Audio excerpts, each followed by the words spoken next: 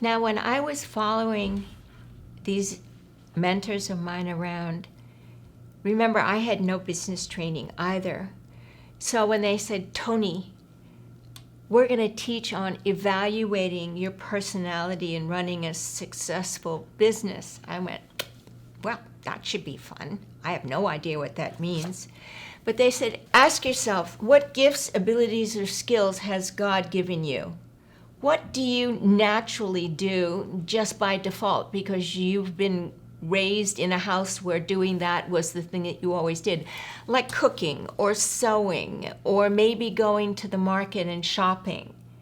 What kind of basic skills God has given you to do? Think about, could you use any of these talents in business? What way could you apply these in a micro enterprise? How would working in a micro enterprise business impact your family? Now, it's not that anything is evaluated from wrong or right. It's evaluated as useful or not useful. Let's try some personality discussions. Here's one. I don't like to say no to anyone. Now think about that. Is that useful or not useful? If you don't say no to anyone, does that mean that you're doing so much because you said yes to everything that you have no time to do your work? Or is I don't like to say no to anyone mean that you have a heart that is a very kind and generous heart, but that you can be manipulated by other people? So the point is that these qualities, these characteristics don't have a wrong or right to them. It's whether they're going to be useful or not useful in business. I usually don't give up what I start. Now, when I was in one country, there was one girl that was really proud of this quality.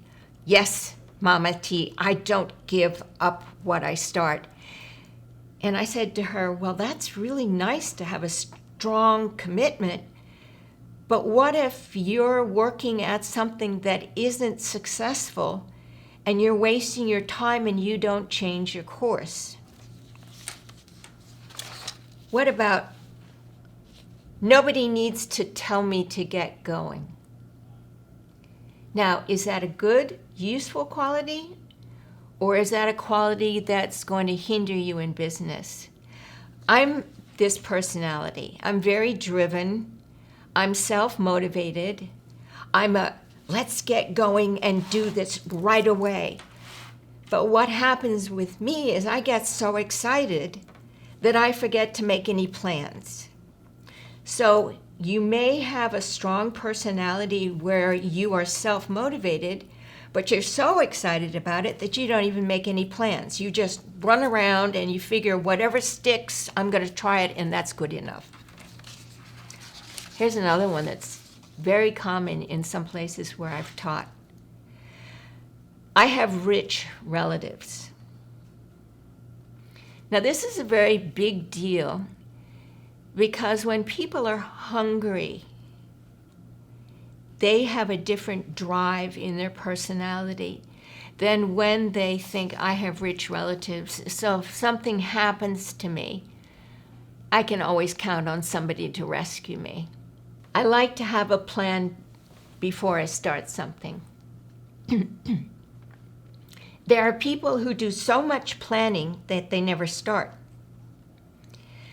There are people who make lists and lists and lists and double check their lists and then sharpen another pencil and make another list, but they never get going. I never had plans before I started. So this quality, I like to have a plan before I start, is a useful quality if you don't spend all your time making a plan and you don't get going.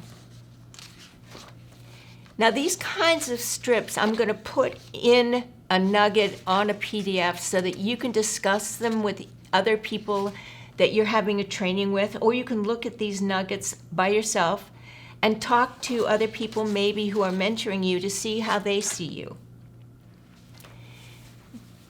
Now, here are some questions about business. You may be watching this course and already in business or just starting out. What do you already know how to do? What do you intend to do? Are you already in a micro enterprise business? What do you hope to learn during this training? Here are some habits of successful women. The Lord expects us to work. Women are created to work. Work is a good thing in God's story in the Bible. Deuteronomy 8:18 says, "But remember the Lord your God, for it is he who gives you the ability to produce wealth and so confirms his covenant which he swore to your ancestors as it is today." When I first read this verse, I realized that I hadn't done anything. It was the Lord, my God, who I had chosen to follow, who built into me the ability to produce wealth. And so that everything I did when I worked was God promising and confirming every single day, as he promised my ancestors, as it is today, that he will give me the ability to produce what I need to live. It has nothing to do with me. It has everything to do with following a promise-keeping God. And also, here's another one in the New Testament about working for money, from 2 Thessalonians 3:10. "For even when we were with you, we gave you this rule: the one who is unwilling to work shall not eat." So you don't get away with laying around and being lazy.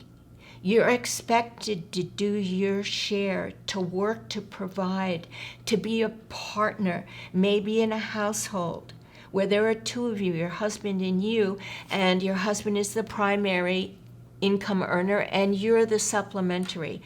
Or like me, I was a single mother, so I had to make all the money. So I didn't have time to sit around. I had 2 jobs, one during the day, during the week, and then every night and on the weekends.